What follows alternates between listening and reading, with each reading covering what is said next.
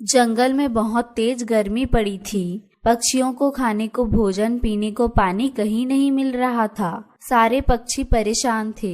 कबूतर यार, अगर ऐसे ही कुछ दिनों तक चलता रहा तो भूखे मर जाएंगे। हाँ यार कालू, 2 दिनों से मैंने भी कुछ नहीं खाया। हालत बहुत खराब है। चिड़िया बहन, आपके क्या हाल है?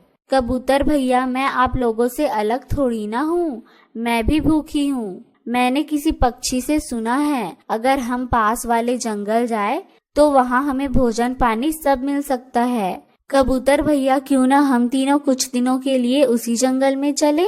बात तो तुम्हारी सही है चिड़िया बहन, चलो चलते हैं। फिर टूनी चिड़िया, कालू कौवा और कबूतर पास वाले जंगल में जाते हैं। अरे वो देखो, वहाँ एक बूढ़ी पक्षी बैठी है, उससे चलकर पूछते हैं। बूढ़ी माँ जी, हम सभी पक्षी दूसरे जंगल से आए हैं। हमारे जंगल में भोजन पानी की कमी हो गई है, इसलिए हम यहाँ इस जंगल में आए हैं। आप कृपया करके ये बताएं कि हमारा घर बनाना कहाँ सुरक्षित होगा? बेटा, यहाँ से थोड़ी दूर पर 3 पेड़ है, वो पेड़ अभी खाली हैं। आप तीनों अपना अपना घर उन पेड़ों पर बना ले।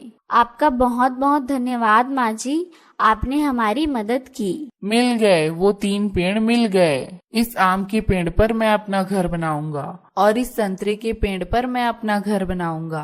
कालू भैया, कबूतर भैया, आप दोनों ने एक एक पेड़ ले लिया, ये तीसरा पेड़ तो सूखा है, मैं कैसे इस पर अपना घर बनाऊंगी? मैं भी आप लोगों के साथ अपना घर बना लेती हूँ। बिल्कुल नहीं चिड़िया, मैं अपने आम के पेड़ पर तुम्हें अपना घर बनाने नहीं दूंगा। कालू भैया, मुझे पता था आप बहुत स्वार्थी हो। कबूतर भैया मेरी मदद जरूर करेंगे। नहीं नहीं चिड़िया, मैं भी तुम्हें अपने संतरे के पेड़ पर घर बनाने नहीं दूंगा। अपने दोनों दोस्तों की बातें सुनकर चिड़िया बहुत निराश हो जाती है और सूखे पेड़ पर अपना घर बनाने लगती है। घर बनाते बनाते टूनी चिड़िया को शाम हो गई। उसे भूख लगी थी, लेकिन उसके पास खाने को कुछ भी नहीं था। अब मैं क्या करूं? रात होने वाली है, भूख भी लगी है। मैं ऐसा करती हूँ, कालू भैया से थोड़ा आम मांग लेती हूँ। कालू भैया, अरे ओ कालू भैया, मुझे भूख लगी है, एक आम मुझे दे दे।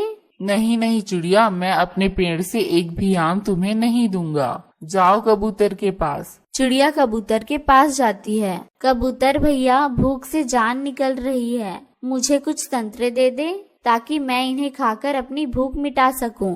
टूनी, तुम्हें मेरे पेड़ का ही संतरा दिखाई दिया? ये संतरे खट्टे हैं, तुम कालू के पास जाओ और उसके पेड़ के मीठे मीठे आम खाओ। मैं गई थी कबूतर भैया कालू के पास, पर उसने मुझे आम खाने को नहीं दिया। आप दोनों ने अच्छी दोस्ती निभाई मुझसे, आप दोनों मतलबी हो, आज से हमारी दोस्ती खत्म। टूनी चिड़िया भूखी पेट सो जाती है। अगले दिन वो सूखे पेड़ में नदी से पानी लाकर डालने लगी। कबूतर यार, देख लो, ये चिड़िया पागल हो गई है, सूखे पेड़ में पानी डाल रही है। यार कालू, मुझे तो ये लगता है कि ये चिड़िया भूख से पागल हो गई है। इसे लगता है ये सूखा पेड़ इसे खाने को फल देगा। हा हा हा। टूनी चिड़िया उन दोनों की बातें सुनती रहती है। पानी देने के बाद टूनी भोजन ढूंढने के लिए चली जाती है। समय गुजरने लगा।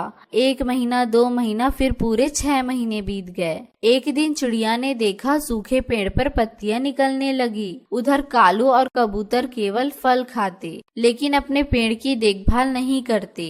वो अपने पेड़ में पानी भी नहीं डालते, लेकिन उसका तोड़ तोड़ कर फल खाते रहे, जिस वजह से आम और संतरे का पेड़ सूखने लगा। एक दिन जब टूनी सोकर उठी तो उसकी खुशी का ठिकाना ना रहा जब उसने देखा कि उसके सूखे पेड़ पर लाल लाल अनार लगे हुए हैं। टूनी चिड़िया अब अपने पेड़ पर लगे मीठे मीठे अनार खाती और अपने घर में आराम करती। उसे भोजन ढूंढने अब दूर नहीं जाना पड़ता था। धीरे धीरे आम और संतरे का पेड़ सूख जाता है। पेड़ सूखने के बाद कालू और कबूतर चिड़िया के पास जाते हैं। टूनी बहन, हमें माफ कर दे, हमने आपके साथ बहुत बुरा व्यवहार किया। हम दोनों सुबह से भूखे हैं, हमें एक एक अनार दे दो चिड़िया। जब खुद पर बीती तो मेरे पास आए, भागो यहाँ से, मैं तुम दोनों की कोई मदद नहीं कर सकती। तुम दोनों दोस्ती के नाम पर कलंक हो। दोस्त वो होते हैं जो मुसीबत में अपने दोस्त का साथ नहीं छोड़ते। जब मैं भूखी प्यासी तड़प रही थी तो आपने मुझे खाने को एक फल तक नहीं दिया। मैंने तो आप लोगों से दोस्ती उसी वक्त तोड़ दी थी। अब आप जाए यहाँ से, आप दोनों को यहाँ से कुछ नहीं मिलेगा। अब मेरे आराम करने का समय हो गया, मैं जा रही हूँ। कौवा और कबूतर टूनी चिड़िया की बातें समझ गए थे कि टूनी चिड़िया अब उनके चक्कर में नहीं आने वाली। वो दोनों वहाँ से चले जाते हैं और भोजन की तलाश में भटकने लगती हैं। प्यारे दोस्तों, इस कहानी से हमें यही सीख मिलती है कि हमें मुसीबत में अपने दोस्तों का साथ नहीं छोड़ना चाहिए। प्यारे दोस्तों, अगर आपको हमारी आज की कहानी अच्छी लगी हो तो इसे लाइक और शेयर करें, और अगर हमारे चैनल पर नए हैं तो हमारे चैनल को सब्सक्राइब करना ना भूलें। आपका धन्यवाद।